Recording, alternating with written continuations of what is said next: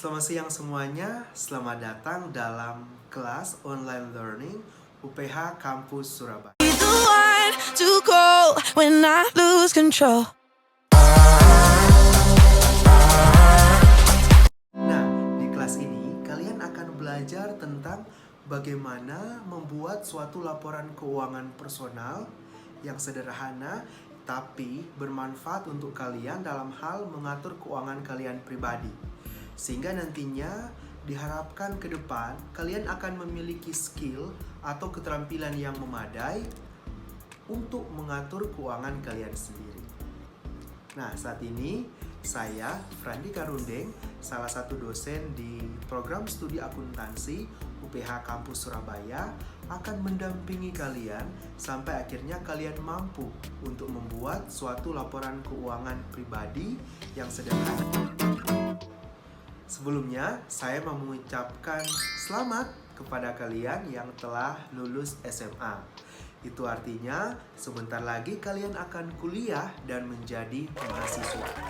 Kondisi ketika kalian menjadi mahasiswa akan sangat berbeda pada saat kalian menjadi siswa di sekolah menengah atas. Di sini, ketika kalian telah menjadi mahasiswa, kalian akan mendapatkan pengalaman-pengalaman baru yang sangat menarik, yang sulit untuk kalian lupakan, dan termasuk di dalamnya dengan segala problematika masalah yang dihadapi oleh seorang mahasiswa. Salah satu di antaranya adalah masalah keuangan. Karena ketika telah menjadi mahasiswa, kalian telah dianggap oleh orang tua kalian sebagai orang yang telah dewasa atau telah mampu untuk mengatur keuangan kalian sendiri. Akan menjadi lebih bermasalah ketika kalian tinggal atau kuliah di luar kota atau kuliah dengan tidak bersama-sama dengan orang tua.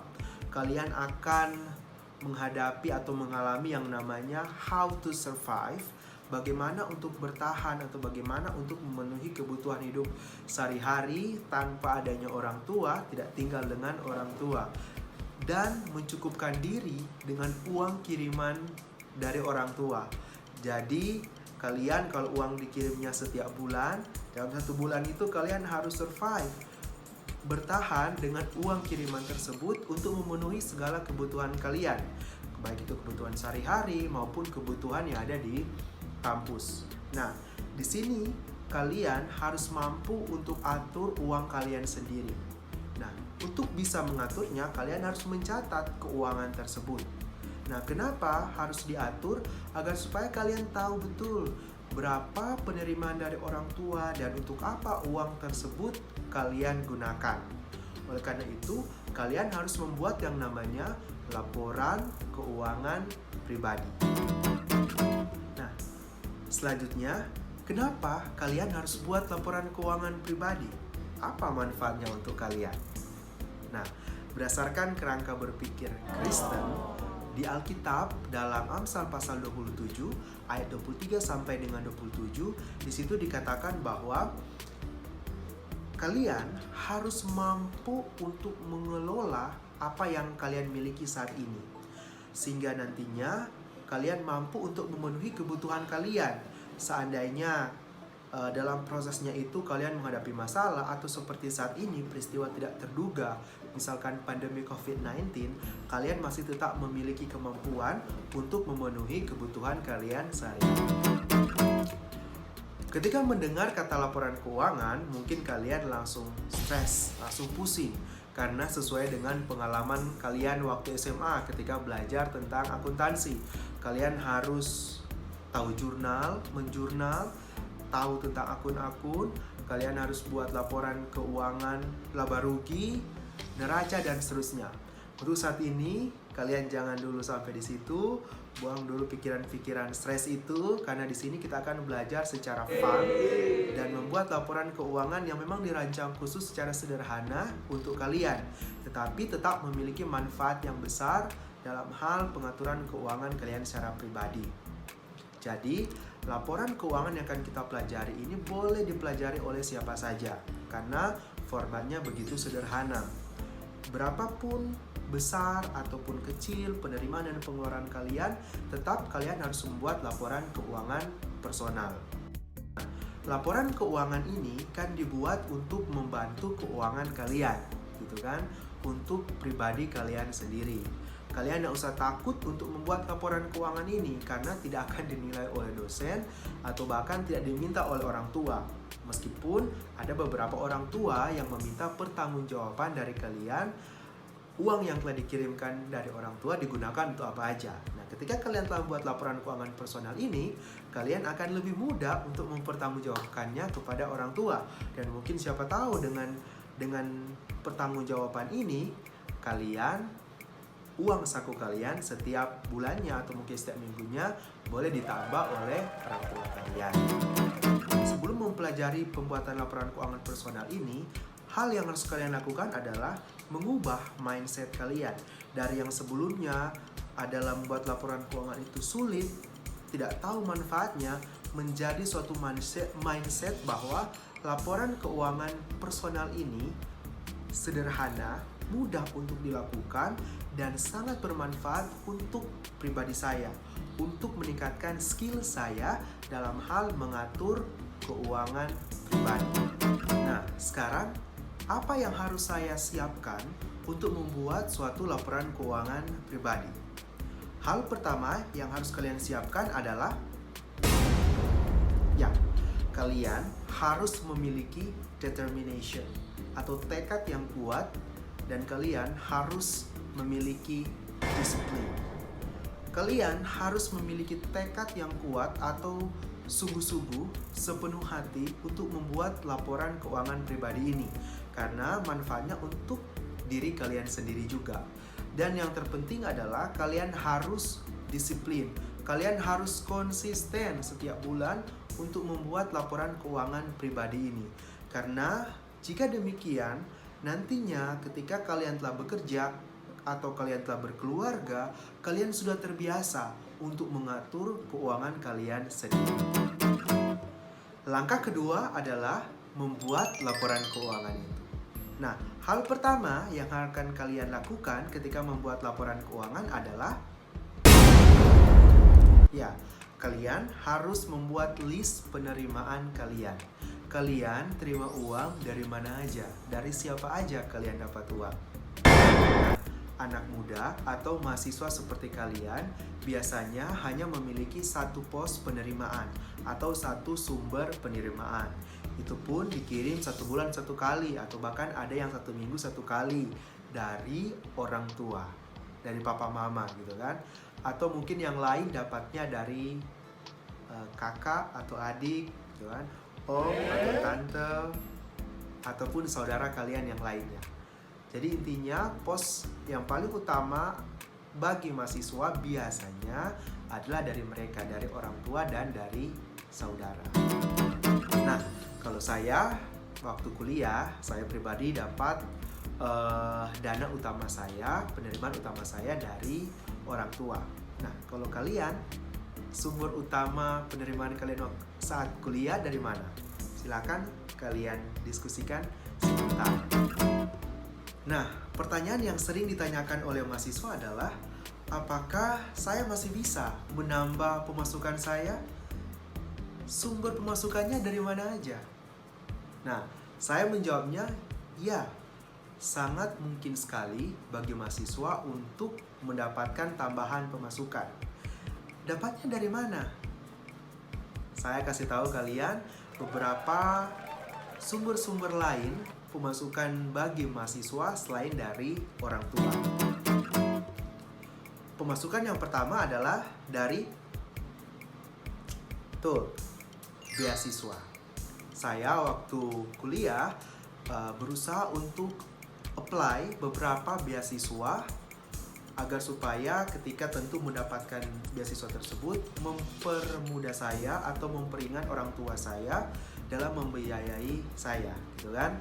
Jadi ada berbagai macam beasiswa, ada yang menanggung SPP, ada pula yang memberikan uang saku setiap bulannya, tergantung beasiswa apa yang cocok untuk kalian.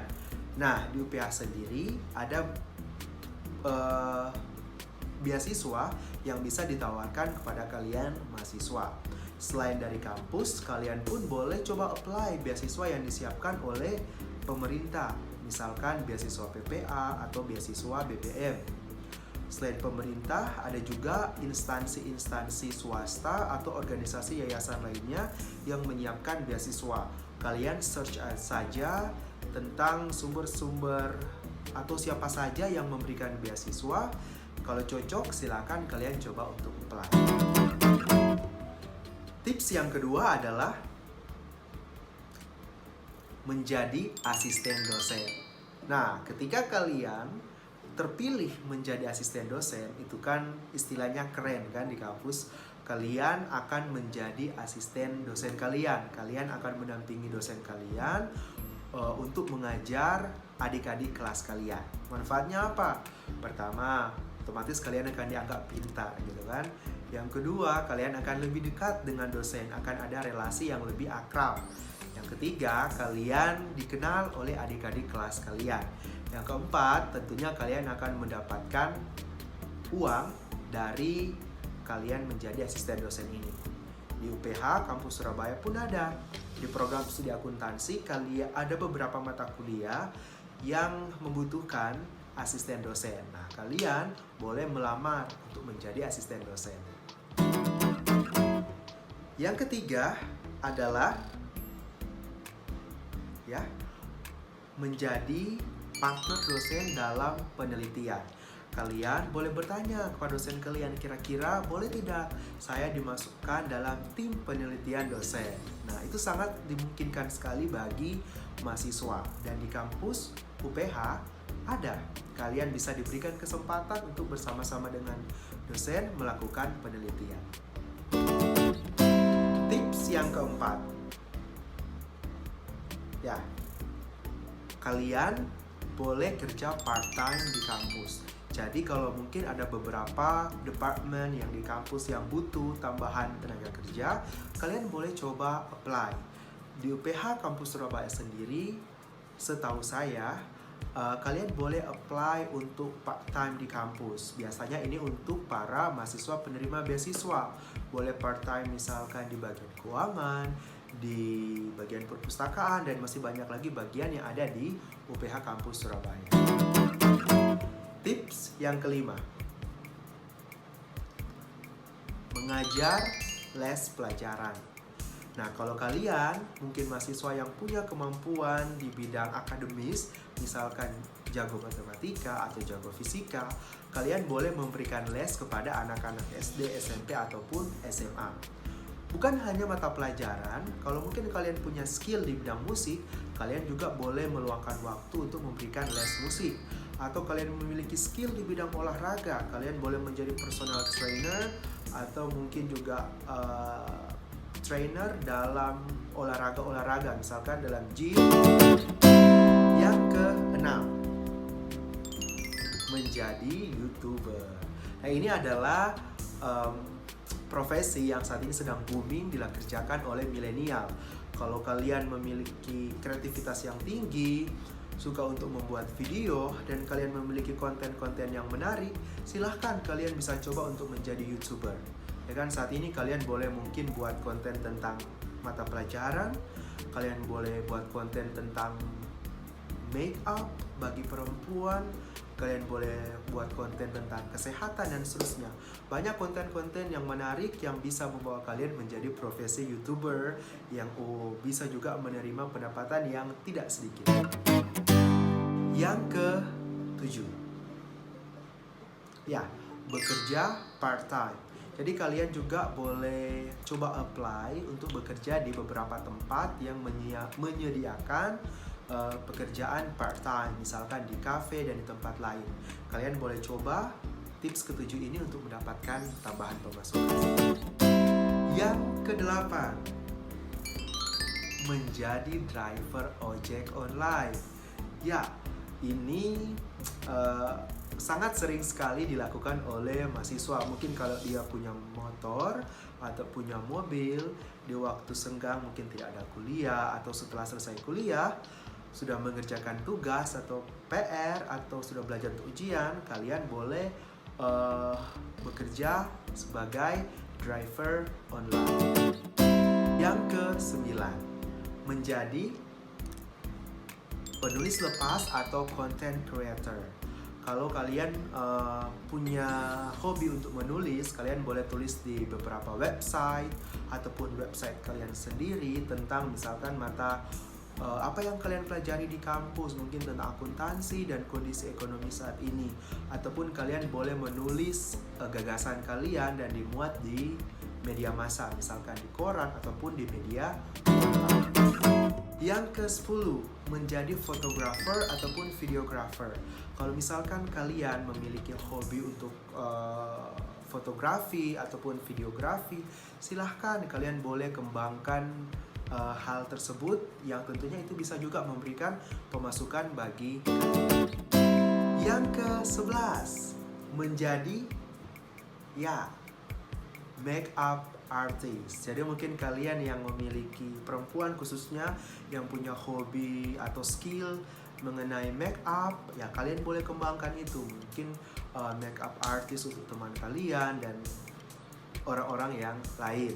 Nah, di UPH Kampus Surabaya sendiri setahu saya ada beberapa pelatihan tentang makeup. Jadi kalian coba ikuti pelatihan tersebut, cari passion kalian, sehingga itu pun boleh menambah pemasukan bagi kalian. Yang ke-12 adalah menjadi translator. Jadi kalau kalian punya kemampuan bahasa, misalkan bahasa Inggris yang baik, kalian boleh kembangkannya dengan menjadi seorang penerjemah. Misalkan kalian bisa menerjemahkan tulisan untuk penelitian, misalkan untuk jurnal, kalian boleh bantu untuk mentranslate-nya ke dalam bahasa Inggris. Tips yang ke-13 adalah menjadi tour guide. Jadi sekarang ini kan banyak turis yang datang ke tempat tinggal ke daerah kalian, misalkan di Surabaya ataupun mau ke Malang dan selanjutnya, kalian boleh menjadi tour guide. Di situ kalian boleh mendapatkan uang dan bonusnya mungkin bukan rupiah, tapi mungkin sebagian besar adalah dollar. Yang ke-14 adalah membangun atau membuat usaha kalian sendiri. Ini yang sering ditekankan. Untuk saat ini kalian upayakan untuk belajar menjadi entrepreneur. Kembangkan entrepreneurial kalian. Jiwa entrepreneur kalian harus dikembangkan. Ada berbagai macam cara untuk mengembangkan bisnis. Yang paling mudah untuk kalian milenial adalah mengembangkan bisnis online. Atau kita kenal dengan all shop gitu kan. Kalian boleh jual barang-barang ataupun kreasi kalian, karya kalian secara online. Tips yang ke-15. Nah, tips yang terakhir ini benar-benar salah gitu kan. Jadi kalau kalian punya kemampuan lebih di kelas gitu kan, kalian mungkin boleh bantu teman kalian yang minta tolong untuk membantu mereka. Tapi jangan lupa setelah kalian bantu buat, jelaskan kepada mereka apa yang telah kamu buat, supaya pun mereka tidak ketinggalan dengan materi pelajaran tugas yang diberikan oleh dosen. Yang terakhir yang mau aku ingatkan bahwa kalian sebagai mahasiswa, tugas utamanya adalah untuk belajar. Jadi kuliah adalah prioritas. Jangan sampai gara-gara kalian mencari tambahan pemasukan sehingga kalian mengabaikan kuliah. Akhirnya kuliah kalian menjadi amburadul, nilai kalian turun, akhirnya tidak lanjut kuliah. Jadi saya tidak mau seperti itu. Saya harapkan kalian tahu untuk memprioritaskan bahwa kuliah adalah yang utama. Nah, kalian punya sumber-sumber pemasukan yang lain? Silakan sebentar kita diskusi ya. Demikianlah sesi kita di siang hari ini. Jadi di pertemuan yang kedua ini, kalian telah belajar tentang bagaimana membuat laporan keuangan. Hal pertama yang harus kalian lakukan adalah membuat list sumber penerimaan kalian. Nah, sumber penerimaan kalian itu biasanya datang dari orang tua. Nah, selain itu, sebagai mahasiswa, kalian pun bisa menambah pemasukan kalian dengan 15 tips. Terima kasih kalian telah hadir dan sampai jumpa di sesi yang ketiga. Selamat siang dan Tuhan memberkati.